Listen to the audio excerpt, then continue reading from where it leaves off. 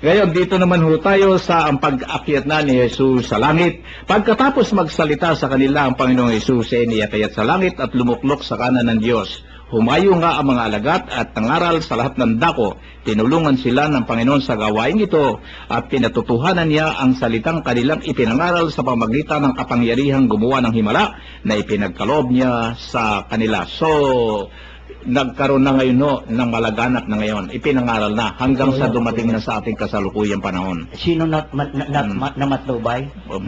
Sino Ang namatnubay? Panginoong Jesus, Bakit? Kasi meron sila authority. So sa mga tuwid, nakarating sa ating panahon dahil dito sa mga banal na... Hanggang ngayon, sa pinapatnubayan sila. Dahil sa banal na aklat na ito, Sa nahawak banal ka. na. Ayun. So, yan ho. At ang maikling pangwakas ho ng Ebanghelyo, mga gilo naming tagapakinig, pumunta ang mga babae kay Pedro at sa mga kasama niya at sinaysay ang lahat ng sinabi ng lalaking nasa lilingan. Pagkatapos nito, sinugo ni Jesus ang kanyang mga alagad sa buong sanlibutan, ipangangaral nila ang banal at dililipas na balita ng kaligtasang walang hanggan. So, Kaya nga universal ko Universal. Kaya nga katoliko Yung binigyan niya ng authorization sa buong sanlibutan. sa buong sanglibutan. Mm. Dahil dito nang Universal. galing. Hindi nga lang nabigkas ng Panginoon yung katoliko. Pero ibig sabihin, universal. Catholic. It is Catholic. Catholic. Mm. Ayan. Yan po, mga giliw namin tagapakinig. Dapat po tayo magpasalamat sa Diyos sa pamamagitan ng Ebanghelyo ni Marcos. Kayo po na nakasubaybay mula sa una hanggang sa ngayon. Natapos ho natin at ayon ho kay Kuya Bert, tayo naman ho'y magsisimula sa susunod sa Ebanghelyo ni Lucas.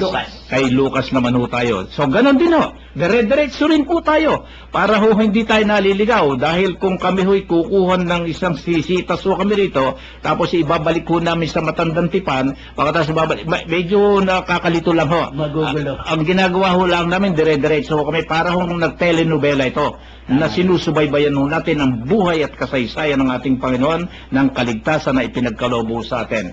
So, nagpasalamat ho tayo sa Diyos. Panginoon Diyos, salamat po sa paggabay ninyo sa aming palatuntunan ito na binalangkas ninyo upang kami inyong kasangkapanin na amin pong magamit ninyo ang mga labi namin sa pagpapahayag na iyong mabubuting balita. Nawa po napula sa isipan, sa damdamin, sa pananaw, sa katalinuhan ng mga tao na kinig ang iyong Ebanghelyong ito sa Ligaysan Marcos.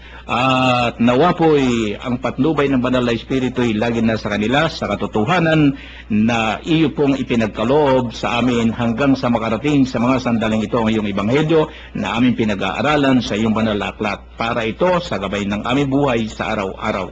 Panginoon Diyos, maraming pong salamat. Kuya Bert, tayo po ay maya-maya magpapaalam.